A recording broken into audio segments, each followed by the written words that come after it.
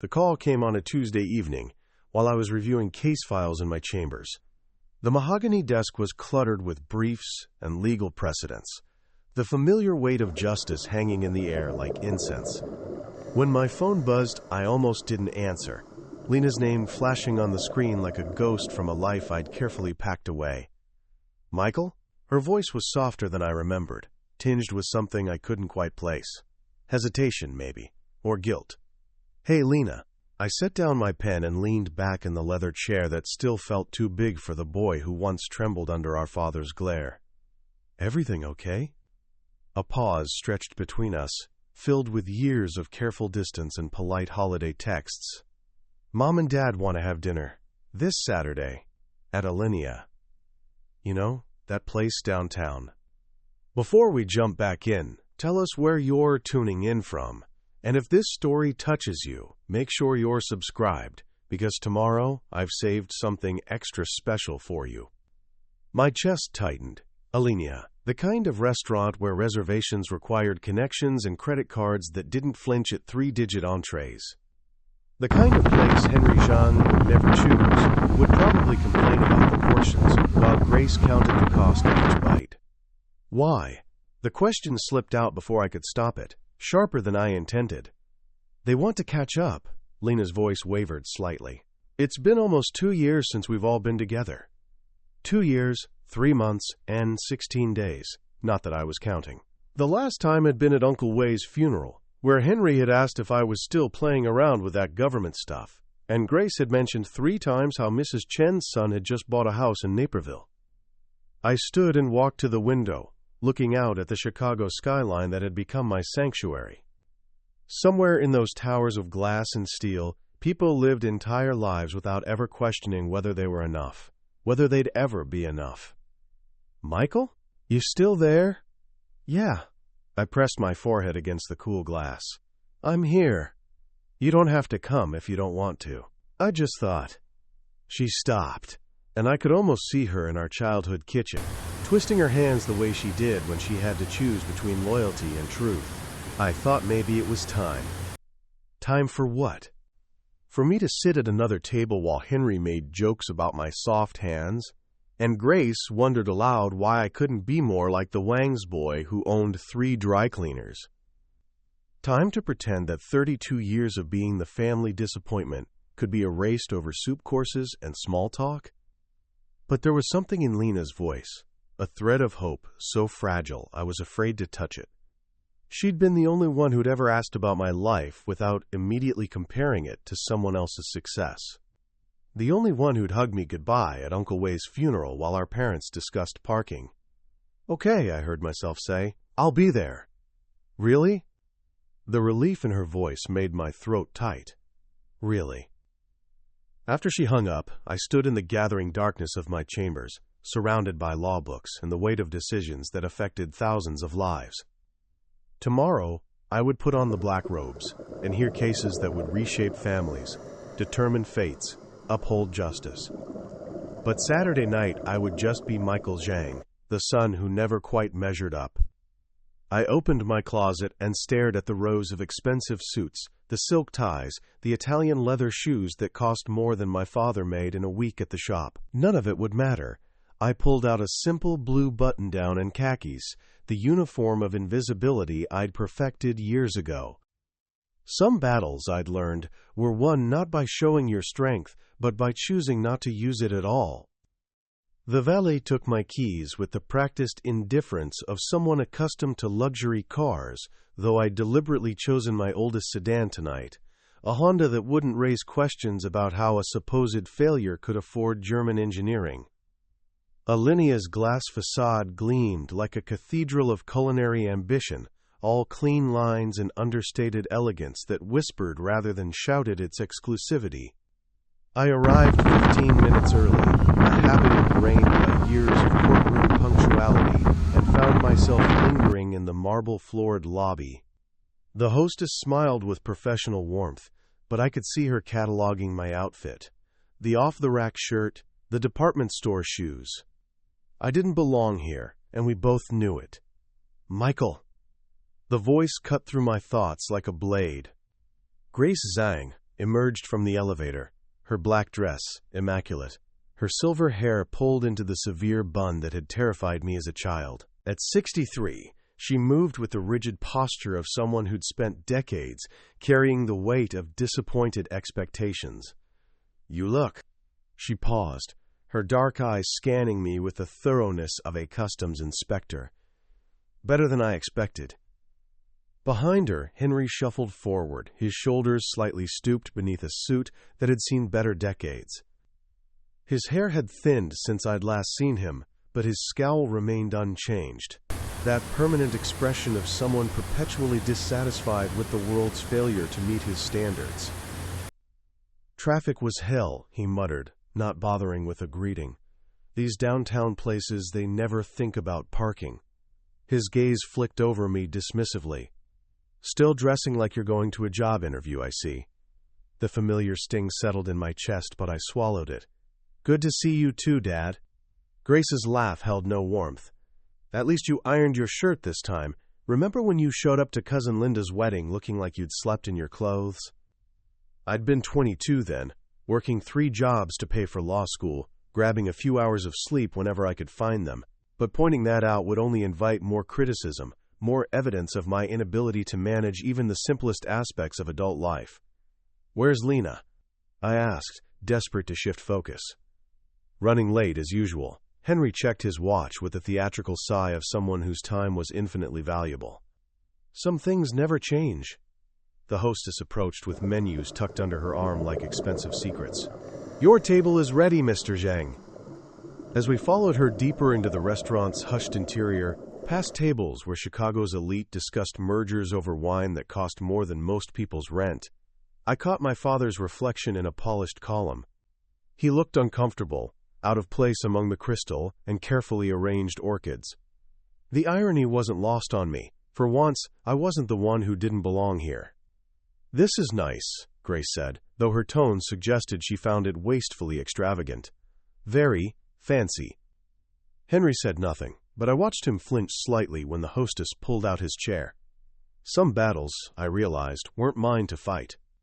Lena arrived in a flurry of apologies and nervous energy, her cheeks flushed from rushing. She squeezed my shoulder as she sat down, the first genuine warmth I'd felt all evening, but avoided my eyes in that way that meant she was hiding something. Sorry, she breathed, adjusting her cardigan. "The babysitter was late, and Tommy had a meltdown about his math homework." Grace's expression softened slightly at the mention of her grandson. "How is school going for him?" "Better. He's finally getting the hang of multiplication tables." Lena glanced at me quickly, then away. "Kids learn at their own pace, you know." The comment hung in the air like smoke.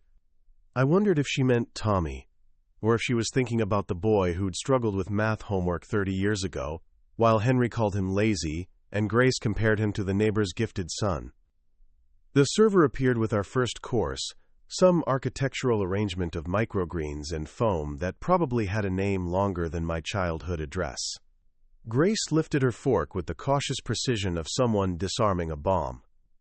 "So, Michael," she said, her voice taking on that particular tone that meant interrogation disguised as motherly interest, "what exactly are you doing these days? Last we heard, you were still doing that intern thing?" I nearly choked on my water. Intern thing. I'd been working at the public defender's office 8 years ago, fresh out of law school, putting in 18-hour days for barely enough money to cover rent and ramen. To them, it had been playing dress-up, a phase I'd eventually outgrow once reality set in. "I'm still in government work," I said carefully, cutting my food into smaller pieces than necessary. "Legal stuff." Henry snorted. "Legal stuff? You mean like filing papers? I told you 20 years ago, boy, real men work with their hands. Build something you can see. My shop's been feeding this family for 40 years. The familiar weight settled on my chest. In Henry's world, success was measured in grease under fingernails and aching backs at day's end. Anything else was just elaborate procrastination, a way of avoiding real work. "It's more complicated than that," Lena interjected softly, but Henry waved her off. "Complicated," he shook his head. You know what's not complicated? Fixing a transmission. Customer brings you a broken car, you make it run. Simple. Honest. I thought about the 15-year-old I'd sentenced to community service instead of juvenile detention last month, how his tearful mother had thanked me afterward. I thought about the corporate fraud case that had returned millions to pension funds, the domestic violence restraining orders that had saved lives. But Henry wouldn't understand any of that. In his universe, justice was abstract, meaningless, just another way his disappointing son avoided getting his hands dirty. "The food's getting cold," I said quietly, and we ate in silence while the weight of unspoken disappointments filled the space between us like fog. We had just finished the main course when Lena suggested dessert, with the forced brightness of someone trying to salvage a sinking ship.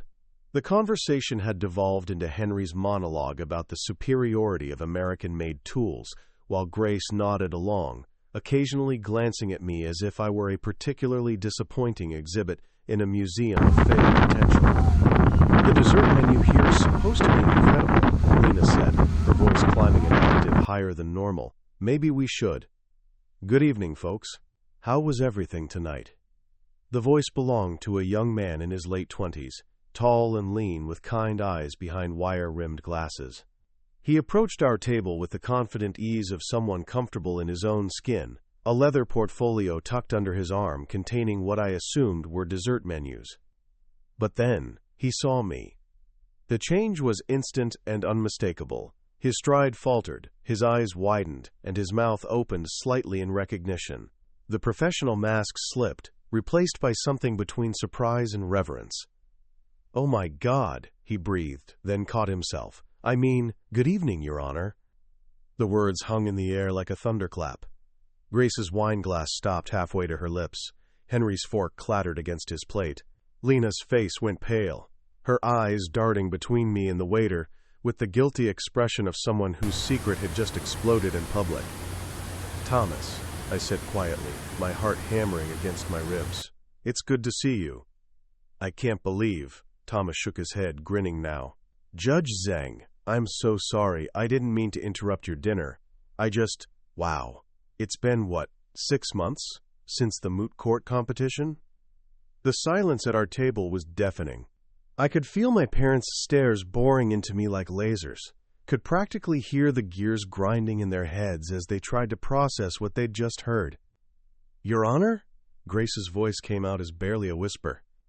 Thomas seemed to realize he'd stepped into something, his expression shifting from excitement to concern. "I'm sorry, I didn't mean to. Should I come back later?" Quote. "No, it's fine," I managed, though nothing about this moment felt fine. The careful walls I'd built around my two worlds, the successful federal judge and the family disappointment, were crumbling in real time. Henry leaned back in his chair, his face cycling through confusion, disbelief, and something that might have been the beginning of understanding. "Judge," he repeated, as if testing the word's weight on his tongue. Lena reached across the table and touched my hand. "Michael," she whispered, "I think it's time." The restaurant continued, buzzing around us, oblivious to the fact that our small corner of the universe had just shifted on its axis. Telling and preparing this story took us a lot of time, so if you are enjoying it, subscribe to our channel. It means a lot to us. Now back to the story. Thomas retreated with mumbled apologies and promises to return later for dessert orders, leaving our table wrapped in a silence so thick it felt like drowning. Grace stared at me as if I'd grown a second head, while Henry's mouth worked soundlessly like a fish gasping for air. "Explain yourself." Grace's voice cut through the quiet with surgical precision. "Now." I took a breath that felt like swallowing glass. 32 years of hiding, of deflecting, of allowing them to believe I was exactly the failure they'd always predicted, and now it was over. "I'm a federal judge," I said simply. "Have been for 2 years." "That's impossible," Henry's voice cracked. You were filing papers. Government intern stuff." "I was a public defender for 5 years after law school. Then I worked as a prosecutor, got appointed to the bench when I was 30. Each word felt like pulling teeth. "I oversee federal criminal cases, civil rights violations, complex litigation." Grace's face had gone ashen. "You should have told us." The accusation in her voice made something snap inside me. Should have told you what, Mom? That I went to Northwestern Law? That I graduated summa cum laude? That I worked 3 jobs to pay for it because when I asked for help, Dad said college was for people too soft for real work? You never asked for law school money, Henry protested. I asked for help with undergraduate tuition when I was 19. You told me to get a job at the garage and stop dreaming about things that were too big for someone like me. Lena's eyes filled with tears. Michael, don't. I held up a hand. I put myself through school washing dishes and tutoring kids. Lived on ramen and library coffee for 7 years. Got scholarships. Took loans I'm still paying back.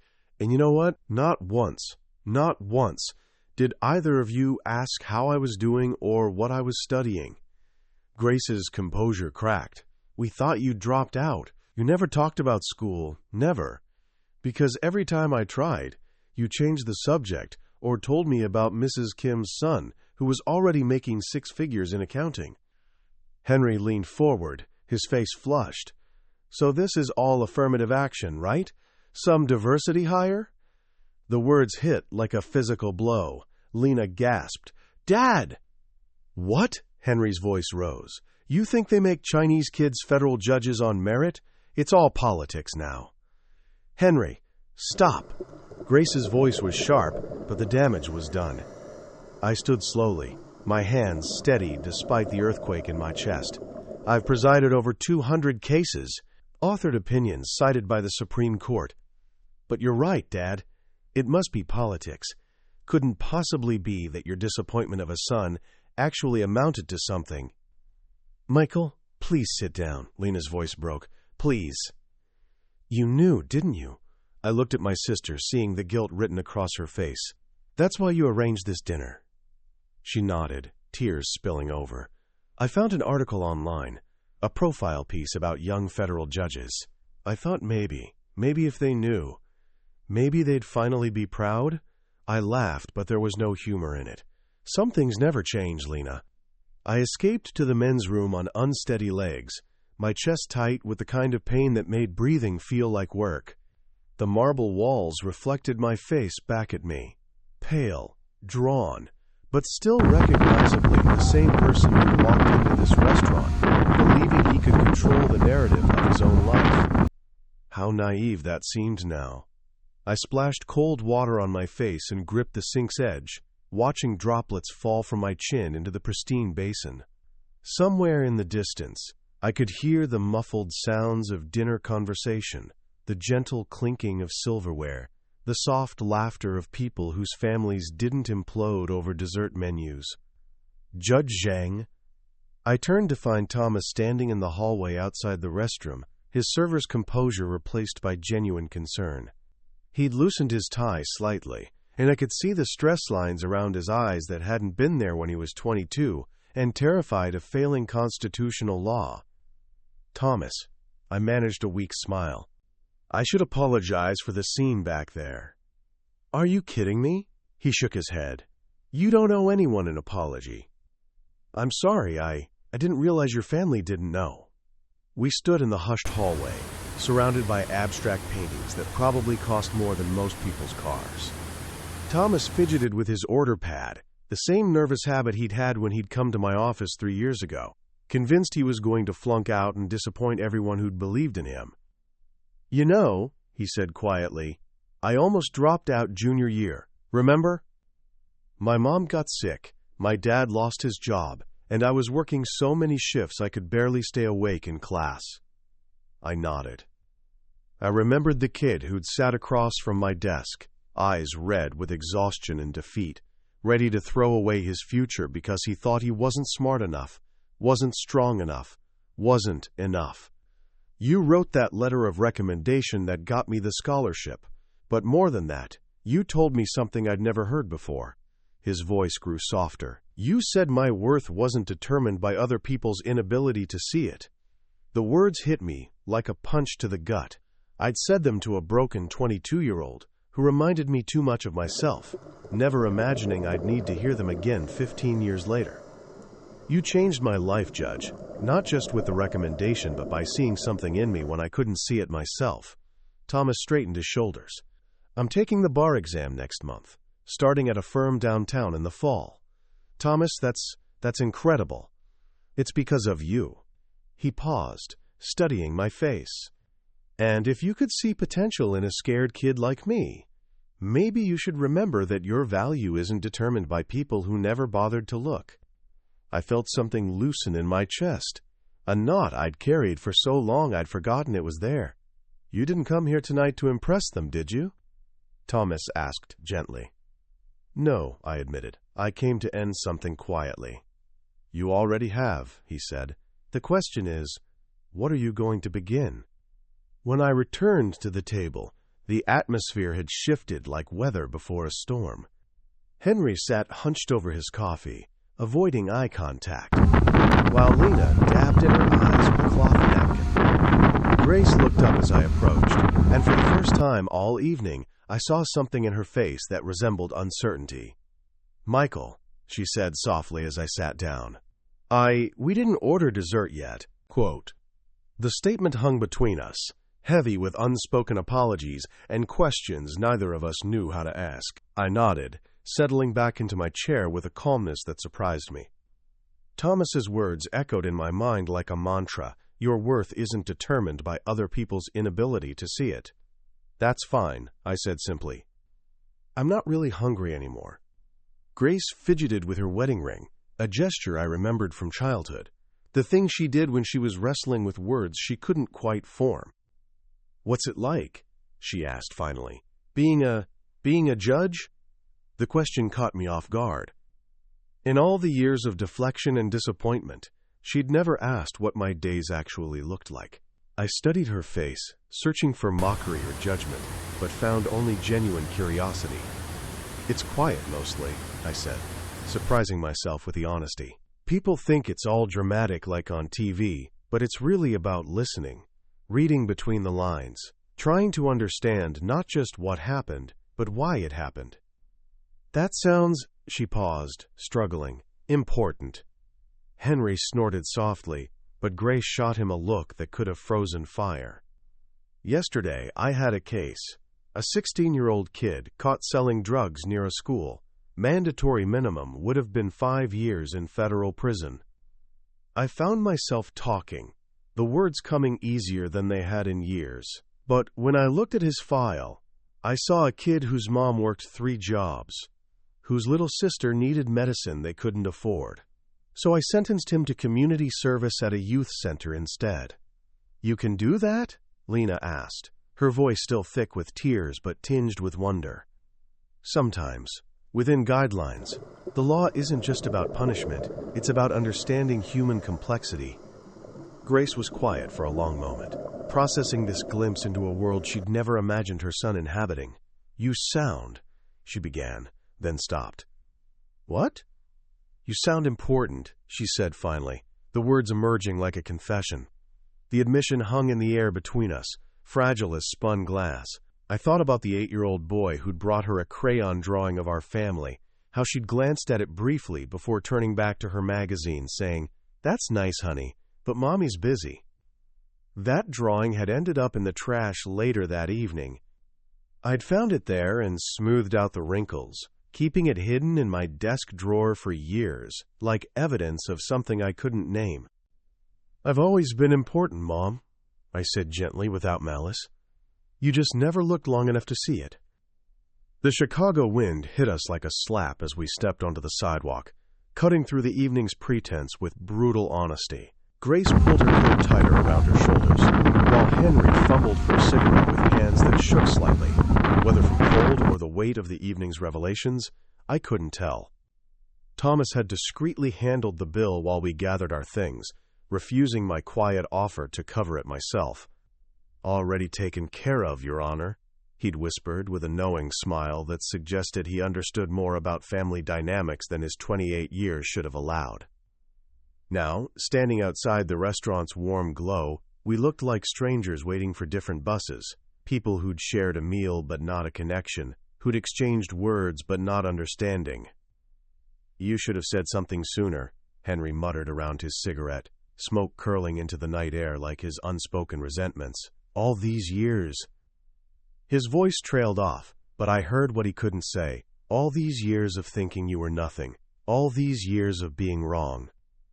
Grace stood apart from us, her eyes fixed on the restaurant's glowing windows, where other families were probably having normal dinners, conversations that didn't shatter carefully constructed worlds. She looked smaller somehow, diminished by the realization that the son she'd dismissed had been leading a life she couldn't even imagine. Michael. Lena's voice was soft, tentative. She stepped closer, her breath visible in the cold air. I'm sorry. I hoped that if they knew, maybe they'd be proud. I finished for her, but without the bitterness that would have been there an hour ago. It's okay, Lena. You couldn't have known it wouldn't matter.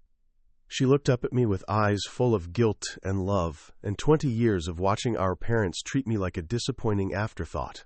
It should matter, she whispered. Everything you've accomplished, everything you've become, it should matter to them. I pulled her into a hug, feeling her small frame shake with tears she'd been holding back all evening. It matters to you, I said into her hair. That's enough. Over her shoulder, I watched Grace turn away from the restaurant window, her reflection ghost-like in the glass. Henry took another drag of his cigarette, staring at the traffic as if it held answers to questions he'd never thought to ask. I'm proud of you, Lena whispered against my shoulder. I've always been proud of you, even when I was too scared to say it. I know. And I did know, had always known, that Lena saw me, even when I felt invisible to everyone else in our family. You were the one who saw me, Lena. You always were. A car pulled up to the curb. My driver, summoned by a text I'd sent from the bathroom. As I stepped toward it, Grace finally turned from the window. Michael, she called out, her voice small in the night air. I paused, one hand on the car door. Will we see you again? The question hung between us like a bridge neither of us knew how to cross. The car's leather seats enveloped me in silence as we pulled away from the restaurant, the city lights blurring past the tinted windows like distant stars. My driver, Marcus, knew better than to make conversation after evenings like these, though he couldn't have known this evening was unlike any other. As the familiar skyline of downtown Chicago came into view, my mind drifted back to another night, 7 years ago, when I'd sat in a different kind of darkness. The law school library had been empty except for the janitor and me, hunched over constitutional law text at 2 a.m. with eyes that burned from exhaustion and defeat. I'd just bombed my federal courts exam, or thought I had, and was seriously considering my father's long-standing advice to stop pretending and get a real job. Judge Ellen Roth found me there, still in her courthouse attire from a late hearing, her silver hair pulled back in the severe bun that had intimidated law students for decades. She was 68 then, a legend who'd shattered glass ceilings and authored opinions that reshaped civil rights law. Michael Zhang, she'd said, settling into the chair across from me without invitation. You look like someone who's forgotten why he's here.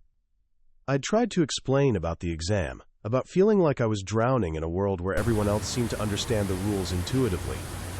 About coming from a family where education was valued only if it led to immediately measurable success. Let me tell you something, Judge Roth had said, her voice carrying the authority of 3 decades on the bench. Some families give you a name. Others make you earn your voice. Lucky ones teach you that your worth comes from within. The rest of us have to figure it out the hard way. I'd broken down then, 25 years old and crying in the law library like a child. She'd waited patiently while I composed myself, her presence steady as an anchor. You want to know what I see when I look at you? She'd continued. I see someone who questions everything, who doesn't take shortcuts, who understands that justice isn't about winning. It's about listening to voices that others ignore. Those aren't weaknesses, Michael. They're superpowers. She'd stood to leave, then paused at the door. One day your story will help someone else rise. Someone who feels exactly like you do right now. Invisible, unworthy, forgotten. And when that moment comes, you'll understand why all of this mattered. The car turned onto my street, and I thought about Thomas's grateful smile, about the hundreds of cases I'd presided over, about the young lawyers who sought my advice the way I'd once sought Judge Roth's wisdom. She'd been right, of course. My story, the whole messy, painful, triumphant thing, had become a bridge for others to cross. Not despite my family's inability to see my worth, but because of it. I understood now what she'd meant about earning your voice. Mine had never belonged to them to give or take away. My apartment welcomed me with the quiet dignity of a life built on my own terms. Law books lined the walls like old friends, their spines worn from years of consultation. Framed photos dotted the shelves, not family portraits, but images of the people who'd chosen to see me. Judge Roth at my swearing-in ceremony, Thomas at his law school graduation, dozens of young lawyers and clerks whose paths had crossed mine at crucial moments. I poured myself a glass of wine, not the bitter vintage my father had insisted on tonight, but a bottle I'd chosen myself, and sat at my mahogany desk. The city sparkled beyond my windows, 20 floors above the noise and judgments of the world below. The letter began writing itself. Dear Mom and Dad, tonight, you asked if you'd see me again. The honest answer is that you've never really seen me at all. Not the 8-year-old who brought you crayon drawings, not the teenager who worked weekends to help with grocery money, not the young man who graduated summa cum laude from law school, and not the federal judge who spent the last decade trying to make the world a little more just. You saw the version of me that fit your narrative.